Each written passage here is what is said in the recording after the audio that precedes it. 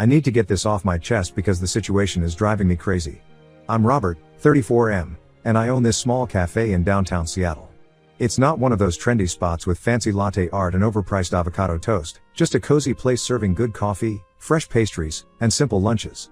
I started it 5 years ago after spending nearly a decade working as a barista in various coffee shops around the city. Starting the cafe wasn't easy. I used all my savings, took out a small business loan, and worked 80-hour weeks at the beginning. My wife Tori, 32F, was amazing through it all.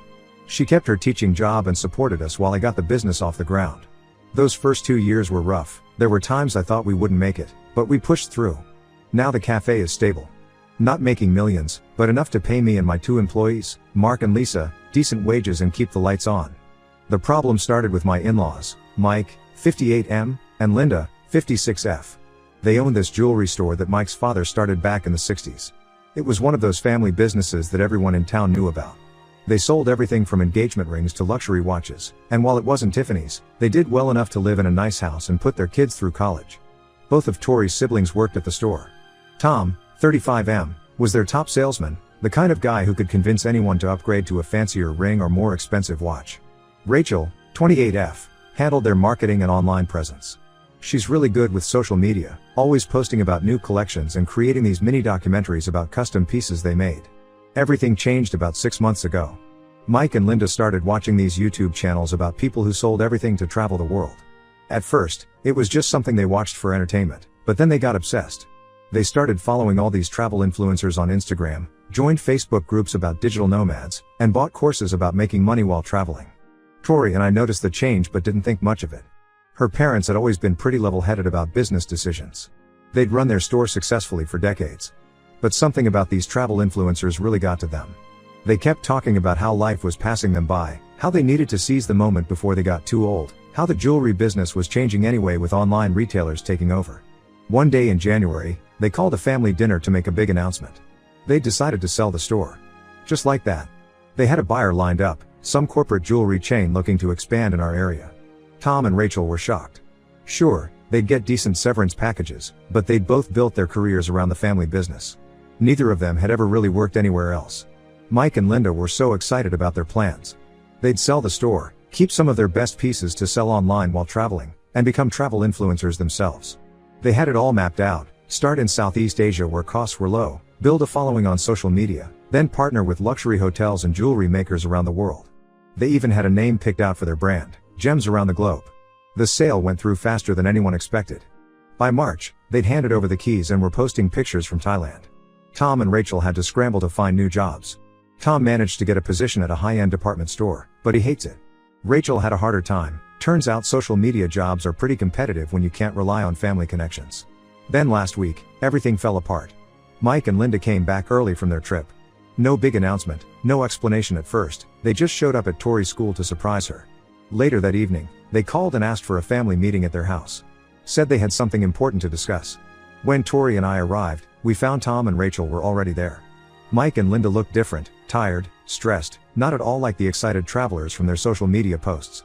They started talking about how the travel influencer market was saturated, how their content wasn't getting the engagement they expected, how everything cost more than they planned. Then they dropped their real bombshell: they want to join my cafe business. Not just Mike and Linda, but Tom and Rachel too. All 4 of them.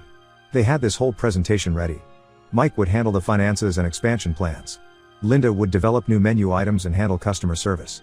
Tom would manage sales and staff, and Rachel would do the marketing. They talked for an hour about their vision for my cafe.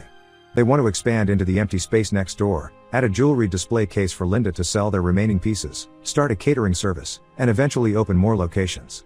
They had projections, sketches, even a new logo Rachel had designed. The whole time they were talking, I felt like I was in some weird alternate reality. My little cafe barely seats 40 people. We make enough to pay the bills and provide a comfortable living, but we're not exactly Starbucks. Adding 4 new salaries would bankrupt us within months. I tried explaining this.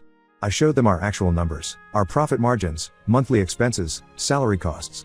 But they wouldn't listen. Mike kept saying how they'd built their jewelry store from nothing, how they could do the same with my cafe. Linda talked about how combining coffee and jewelry would create a unique boutique experience. When I finally put my foot down and said no, things got ugly. Mike started bringing up how they'd welcomed me into their family, paid for most of our wedding, helped with the down payment on our first house. Linda cried about how they had nowhere else to turn. Tom and Rachel just sat there glaring at me like I was destroying their lives. Tori tried to mediate, suggesting maybe we could look at hiring one of them part-time once we'd saved up some money. But that just made things worse. They started accusing her of choosing me over her family, saying she'd changed since marrying me.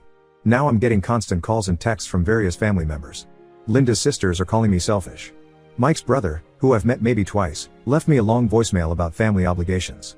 Meanwhile, Rachel's already created social media accounts for the cafe's expansion without my permission. Tori supports my decision but feels terrible about the whole situation. She knows I'm right about the business side of things, but these are her parents, her siblings. They're not bad people, they're just desperate and making bad decisions. I'm standing firm because I have to. This isn't just about me, I have 2 employees who depend on this job. I have regular customers who count on us being here. I can't risk everything just because my in-laws made a bad decision to sell their business. But watching this tear the family apart is harder than I expected. Update 1: Things have gotten way worse since my last post. Remember how I mentioned Rachel had created unauthorized social media accounts for the cafe? That turned out to be just the tip of the iceberg. What she's done has put my business in serious jeopardy and created a huge mess that I'm still trying to clean up. The first sign of trouble came when a local catering company called me asking about a supposed partnership. They'd seen our posts about expanding into catering and wanted to discuss splitting some upcoming events. I had no idea what they were talking about until they sent me screenshots from an Instagram account I'd never seen before. Rachel hadn't just created social media accounts, she'd built an entire fake brand expansion. She was running accounts on Instagram, Facebook, TikTok, and even LinkedIn, all using my cafe's name and logo. She'd photoshopped pictures of my cafe to make it look bigger, adding in that empty space next door as if we'd already expanded. She'd created mock-ups of new menus, pricing lists for catering services, and even employee uniforms that I'd never approved. The worst part?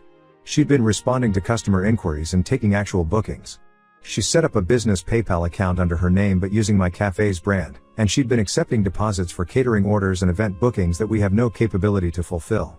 I discovered this when a bride showed up at the cafe last Tuesday with her wedding planner, expecting to discuss her upcoming wedding reception that Rachel had apparently booked. I spent 3 hours that day dealing with a crying bride who'd already paid a $500 deposit to Rachel for an event we couldn't possibly host. The bride had all these messages from the cafe's events team, aka Rachel, promising everything from custom coffee bars to specialty dessert stations. She'd even been guaranteed that we'd arrange for a jewelry display featuring unique pieces for the bridal party. That was bad enough, but then I started digging deeper into what else Rachel had been posting. She'd been running this whole social media series called Family Business Transformation, documenting how my cafe was being taken to the next level by experienced business owners. She used old photos of their jewelry store success to build credibility, making it seem like they had some track record in the restaurant industry. Mike and Linda had been actively participating in this deception. They'd been going around to their old jewelry store customers, telling them about their new venture. They weren't just hinting at being involved anymore, they were straight up telling people they were taking over management of my cafe. They'd been promising special discounts and perks to their old customers, claiming they'd honor these promises once they finalized the partnership agreement. When confronted, they didn't even see what they'd done wrong. Rachel said she was creating positive pressure to force me to see the potential. She'd gotten thousands of followers for these accounts, and people were genuinely excited about the fake changes she'd promised. Tom backed her up, saying I should be grateful for all the free publicity. The real bombshell dropped when Tori got a call from her cousin who works at our local bank. Mike and Linda had gone and trying to get information about my business loan and explore options for additional financing. They actually thought they could take out loans against my business without my consent. They had this whole pitch prepared about being silent partners in the cafe. Thankfully, the bank shut them down immediately and alerted us. I had to spend last weekend doing emergency damage control. I posted clarifications on my cafe's real Facebook page explaining that all these other accounts were unauthorized. I had to reach out to everyone who'd paid deposits to Rachel and explain the situation. I'm now dealing with angry customers who booked services we never offered, confused regulars who don't know what's real anymore, and a bunch of negative reviews from people disappointed that the promised expansion isn't happening. My lawyer sent cease and desist letters to Rachel demanding she take down all the unauthorized accounts and return any money she'd collected. Instead of complying, she doubled down. She posted a tearful video about how family businesses are complicated and how she's just trying to help her brother-in-law see the potential. She's turned this into some sort of social media drama that's getting way more attention than I want. The impact on my actual business has been significant. Regular customers are confused and asking questions I shouldn't have to answer. Some people are angry, thinking I went back on promises I never made. Others are taking sides in what they see as a family drama, with some even boycotting the cafe to show support for my in-laws. Tori's relationship with her family has hit rock bottom. They've started excluding her from family events, saying she's chosen me over them. Her aunt called her ungrateful, saying she should be able to control her husband better. They even uninvited us from her cousin's wedding next month, saying our family drama would spoil the event. The worst part is that Mike and Linda still don't see what they did wrong. They keep saying they were just trying to help, that I'm being stubborn and short-sighted. They sent me a long email last night about how real family businesses require sacrifice and trust, completely ignoring the fact that they're the ones who sacrifice their own family business for a failed travel dream. I've had to install security cameras at the cafe because I don't trust them anymore. I'm worried they might try to stage some kind of takeover or create more drama for social media. Tori is supporting me, but she's heartbroken watching her family fall apart. Meanwhile, I'm just trying to keep my small business running while dealing with this nightmare they've created. Update 2: I finally discovered why my in-laws have been so desperate to take over my cafe, and it's much worse than anyone imagined. A friend who works in accounts at the company that bought their jewelry store called me last week. She felt I needed to know some information that came to light during the final audit of the sale. The store wasn't just sold because Mike and Linda wanted to travel, they were forced to sell before everything collapsed. For the past 5 years, they'd been taking out loans to keep the business afloat while maintaining their image of success. They had loans from 6 different banks, several high-interest private lenders, and had even borrowed money from Linda's pension fund. The travel influencer dream was a cover story to save face in the community. They needed to sell quickly before their creditors started legal proceedings. The amazing opportunity they claimed they got from the corporate buyer was actually a desperation sale at a lower price than the store was worth. Here's where it gets really messy: Tom and Rachel were part of the deception. They'd been drawing huge salaries from the failing business, fully aware that the company couldn't afford it. Tom was making $120,000 a year as a sales manager while the store was losing money. Rachel was paid $85,000 plus bonuses for managing their social media, even though their online sales were minimal. The store had been operating at a loss for over 3 years. They kept up appearances by taking new loans to pay off old ones, creating this cycle of debt that was about to implode. They were just 2 months away from missing major loan payments when they found the buyer. Most of the money from the sale went directly to paying off debts. The travel fund they talked about was actually just the leftover money, barely enough for a few months of travel, let alone the years they claimed they were planning for. They burned through that quickly because they kept staying at expensive resorts and eating at fancy restaurants, still trying to maintain the image of successful influencers. Their social media career failed because they couldn't afford to keep up appearances. Those beautiful hotel rooms and exotic locations in their early posts? All paid for with the last of their savings. Once the money ran low, they couldn't create the kind of content their followers expected. I learned all this yesterday when Tori confronted her parents with what my friend had told me. They admitted everything but tried to justify it. According to them, they had to maintain their lifestyle to keep up appearances for the store's high-end clients. Every loan was supposed to be temporary, just until business picked up. They really believed they could turn things around until suddenly they couldn't. Tom and Rachel's reaction to being exposed was even worse. Instead of admitting their part in the deception, they're angry at me for digging up dirt on the family. Tom actually said I had no right to expose family secrets and that real family members protect each other's reputation no matter what.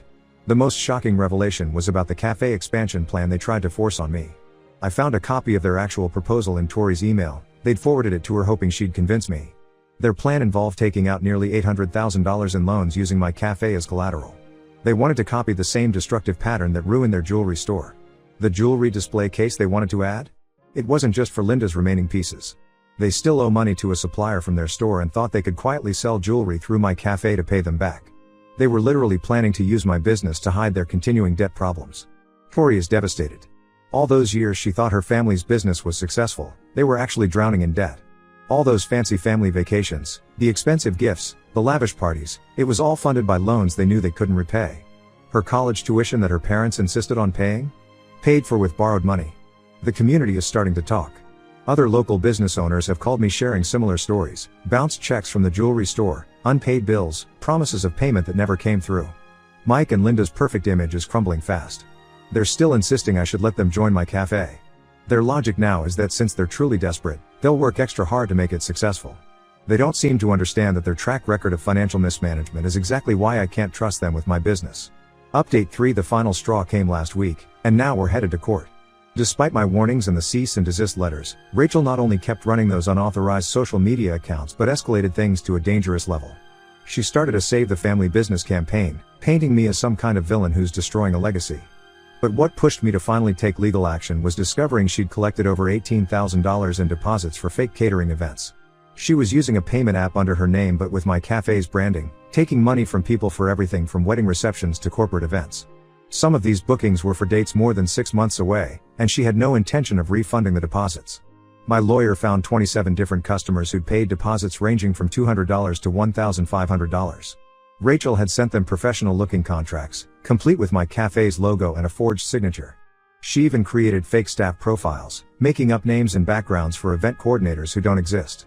I had no choice but to file a lawsuit against her for trademark infringement, fraud, and theft by deception. The police are also investigating the possibility of criminal charges because of the fake contracts and unauthorized use of payment systems. Mike and Linda's response to the lawsuit was to stage what they probably thought would be a dramatic takeover of my cafe. They showed up during our busiest lunch hour last Tuesday, carrying boxes of old jewelry and display cases. Linda started rearranging furniture while Mike stood at the counter announcing to customers that they were the new management taking over to restore family values to the business. They'd brought about 15 people with them, mostly relatives and some of their old customers, who started setting up jewelry displays on every available surface.